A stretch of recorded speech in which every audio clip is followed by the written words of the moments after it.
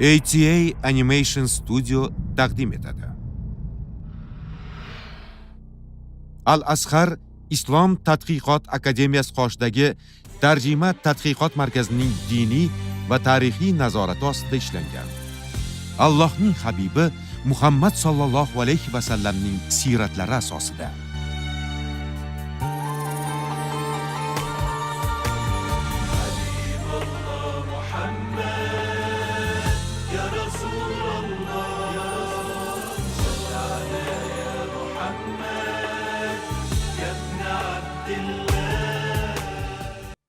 Allohning habibi Muhammad.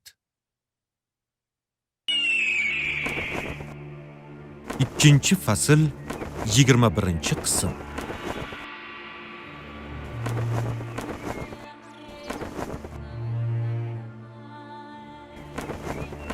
Allohning nomi bilan boshlayman. Allohga hamd bo'lsin. Alloh haq ila odamlarga rahmat va nur qilib yuborgan. Insoniyatning eng yaxshisi va payg'ambarlarning so'nggisi bo'lgan zot Sayyidimiz Muhammad sallallohu alayhi va sallamga salovat va salomlar yog'ilsin.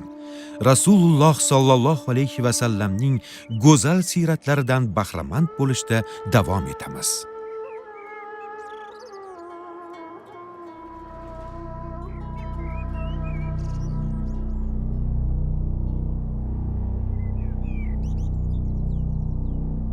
Ey Allohning rasuli, tashnalik tinkamizni quritdi. Tez orada halok bo'lishimiz aniq. Rasululloh ularga suvlaringizdan ozgina qolganmi dedilar. Ha, juda ham ozgina. Nabiy sallallohu alayhi va sallam uni menga olib kelinglar dedilar. Rasululloh sallallohu alayhi va sallam ozgina suvi bor idishga muborak qo'llarini tiqdilar. Muborak qo'llari tegishi bilan suv mo'l ko'l bo'lib ko'paya boshladi. Allohu akbar. Allohu akbar. Allohga hamd bo'lsin.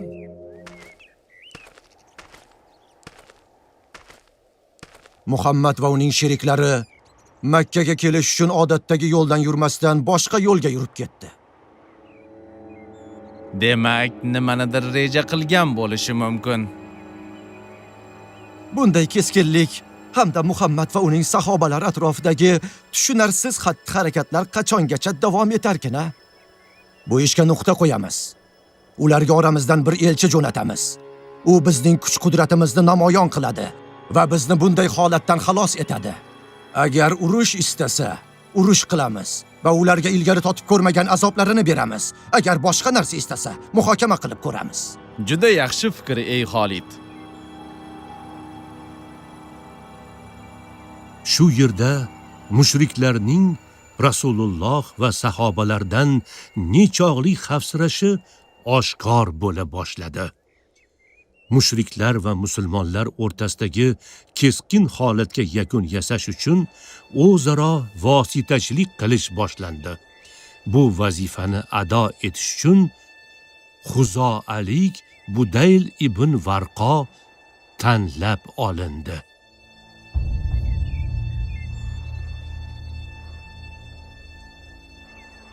Ey Muhammad, bilasan, Qurayshliklar sen bilan jang qilib Ka'baga kirishdan seni to'smoqchi.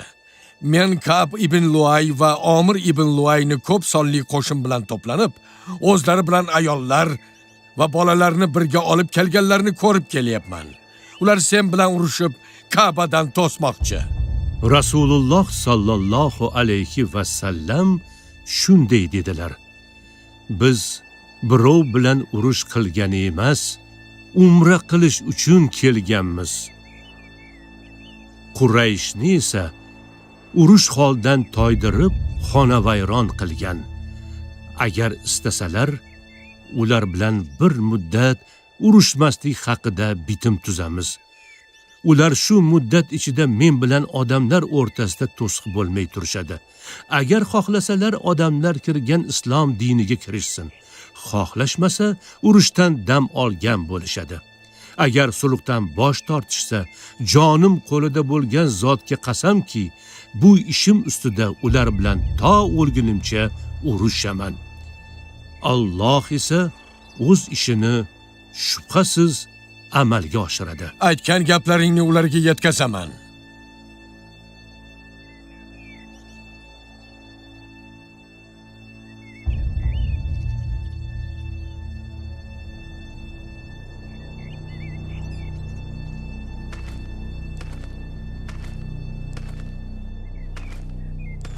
Nega kech qoldingiz, akajon? Ajoyib narsa ko'rdim, ukajon. Musulmonlarning namoz o'qishlarini va Qur'on qiroat qilishlarini ko'rdim. Qur'on? U nima? U shunday kalomki, she'r ham emas, sehr ham emas. U insoniyat tomonidan yaratilmagan. Unday bo'lsa, Muhammad Allohning huzuridagi payg'ambar ekanda.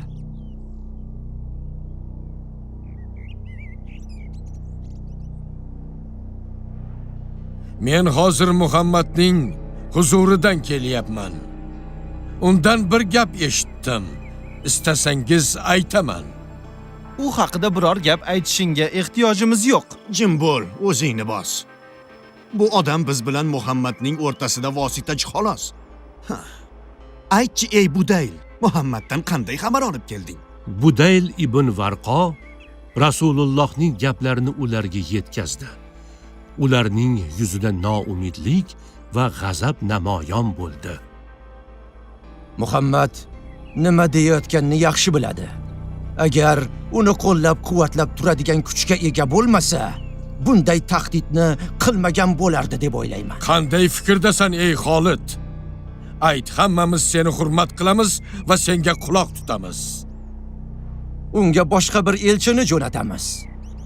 Muhammad va uning sahobalari qanday fikrda ekanini bizga bilib keladi. Juda to'g'ri fikr, ey Xolid. Qurayshliklar Rasulullohning bergan javoblaridan va Baytullohni ziyorat qilish niyatida qattiq turib olganlaridan xotirjam bo'la olmadi. Holbuki Rasululloh ularga tinchlikni taklif qilgan edilar. Qurayshliklar Rasulullohda shunday quvvatni ko'rdilarki, bu quvvat ularda qattiq qo'rquv va kuchli xavotir uyg'otdi. Ha, ular nima qilishni bilmay qoldilar. Rasululloh va u zotning sahobalarida ulkan kuch-quvvat borligiga guvoh bo'ldilar. Rasululloh sallallohu alayhi va sallam yaxshi bilardilar. Agar Qurayshliklar u zotda zaiflikni ko'rsa, ikkilanib o'tirmasdan u zotga hujum qilar va o'ldirishga urinar edi. Qurayshliklar Rasulullohning qat'iyatlarini ko'rgach, u zotga boshqa vositachilarni jo'natishga kirishdi. Lekin har safar u zotning qat'iyatlari ortib boraverdi. Ey odamlar, men ota emasmanmi? Otasan. Otasan? Ha, otasan. Shu bilan birga o'g'il emasmanmi? Ha, o'g'ilsan. o'g'ilsan. Meni biror ishda ayblaysizlarmi? Yo'q, Allohga qasamki, sen hammamizni ishonchimizni qozongansan. Bu koz ahlini urushga safarbar qilganimni bilmaysizlarmi? Ular urushdan bosh tortganda ahli oilamni yordam berish uchun olib kelganman, shundaymi? Ha, shunday. Unday bo'lsa menga qo'yib bering. Uning oldiga borib o'zim gaplashay. Urva yo'lga tushdi. Uning bor umidi Rasulullohni Baytul Haromga kirish qarorlaridan qaytarishga ko'ndirish edi.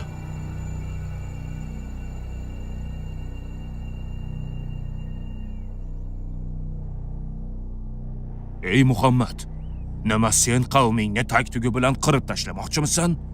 Arablar orasida sendan avval biror kim o'z qarindoshlarini halok qilib o'ldirganini eshitganmisan? Bordi-yu mag'lub bo'ladigan bo'lsang, Xudo haqqi, yoningda qoladigan biror aslzoda odamni ko'rmayapman. Balki hammasi zotpas odamlardir. Ular seni yengilgan holingda tashlab qochsa kerak.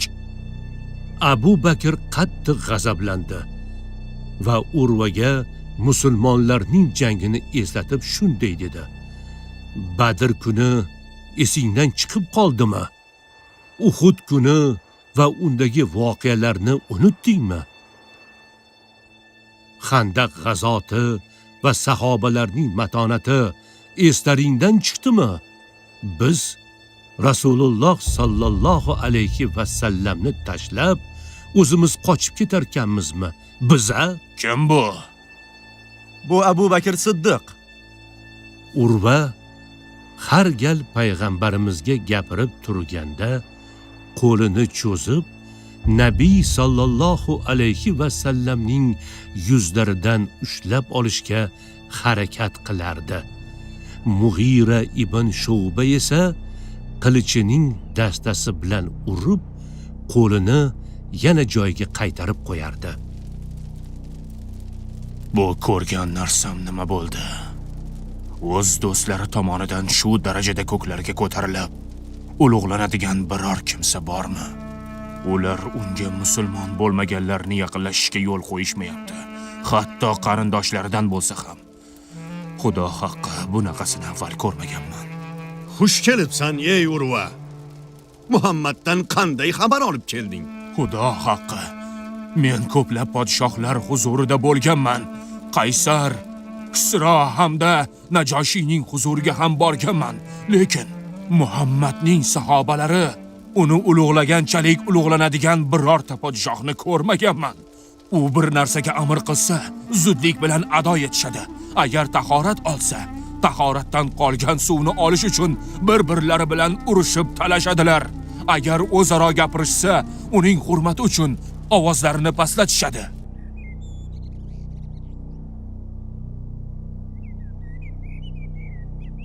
Qurayshliklar jo'natgan barcha elchi va vositachilar Rasululloh sallallohu alayhi va sallamni Baytulloh ziyorati fikrlaridan qaytarishning uddasidan chiqa olmadi. Aksincha, vositachilarning har biri qaytib kelganida Rasululloh va sahobalarning axloqlarini, Rasulullohga nisbatan sahobalarning muomalalari va odoblari haqida so'zlab beraverdi. Bu esa vaziyatni ikki taraflama keskinlashuvini ziyoda qilaverdi. Bir tarafdan Rasululloh va sahobalar Hudaybiyada turib Baytullohga tinchlik bilan kirishni iroda qilayotgan bo'lsalar, ikkinchi tarafdan Qurayshliklar Rasulullohdan hali ham qo'rqib, xotirjam bo'la olmayotgan edilar. Shuning uchun ular Rasulullohga vositachilarni yuborishni to'xtatishmadi. Bu galgi vositachi Banu Kinonalik edi. لبيك اللهم لبيك لبيك لا شريك لك لبيك إن الحمد والنعمة لك والملك لا شريك لك. U Rasulullohning huzurlaridan o'z ko'zi bilan ko'rgan narsalardan boshqa biror yangilik topolmay, Quraysh huzuriga qaytib ketdi.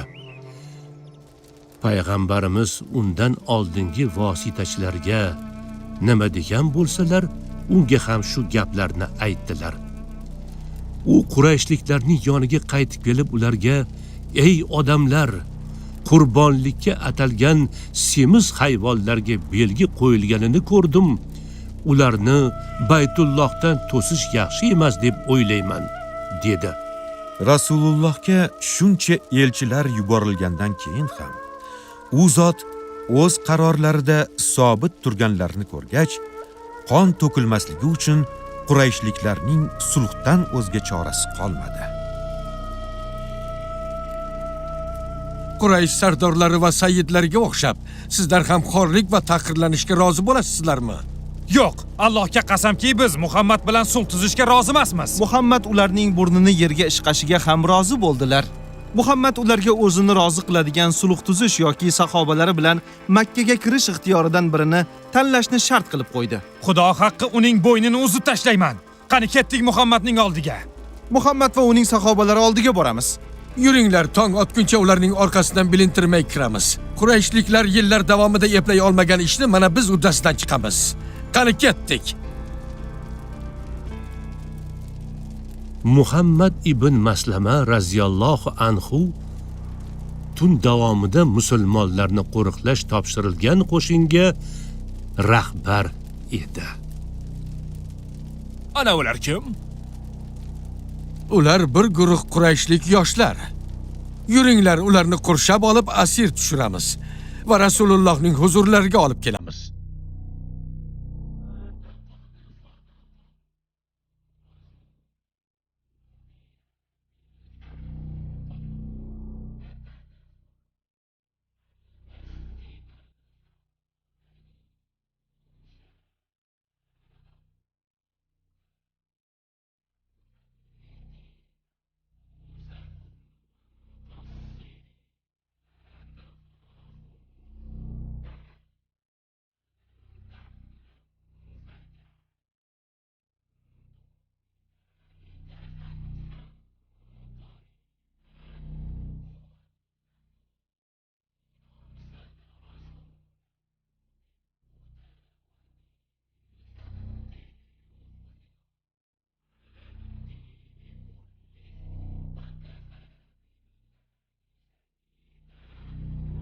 Mehribon va rahimli Allohning nomi bilan boshlayman. Batahqiq Alloh rasulining tushini haq ila tasdiqladi, albatta. Masjidul Haromga inshaalloh omonlikda, sochlaringiz olingan, qisqartirilgan holda qo'rqmasdan kirasizlar. Bas u siz bilmagan narsani biladi va sizlarga bundan boshqa yaqin fathni qildi. U o'z rasulini hidoyat va haq din bilan, u dinni barcha dinlardan ustun qilish uchun yuborgan zotdir. Guvohlikka Allohning o'zi kifoyadir. Fath surasi 27-28 oyatlar. Film islom.uz portali buyurtmasiga binoan o'zbek tiliga o'girildi. Tarjimonlar Olimxon Qodirov, Muslima Qodirova. Ilmiy muharrir Abdulazim Ziyovuddin. Dublajda artistlardan Mahmud Ismoilov, Barno Qodirova, Boyir Xolmirzayev, Laziza Azizzoda, Azizxon Latipov, Ahror Alijonov, Ixtiyor Otajonov, Baxtiyor Yusupov, Bobir Do'smatov, Yorqin Ernazarov, Oybek Tohirov, Nuriddin Do'stbekov, Shahnoza Norboyeva, Behzod Muhammadkarimov ovoz berishdi. Dublaj rejissyori Ulug'bek Shoynazarov. Ovoz rejissyori Bahrom Mamed. Rejissyor assistenti Davron Madiyor. Ma'mur Abror Yahyoyev. Prodyuser Abduvohid Sattiyev. Ijodiy guruh rahbari Ismoil Muhammad Sodiq. Filmda Shayx Muhammad Sodiq Muhammad Yusuf hazratlarining Qur'oni Karim va o'zbek tilidagi ma'nolar tarjimasi kitobidan foydalanildi. Ikkinchi fasl 21-qism tugadi.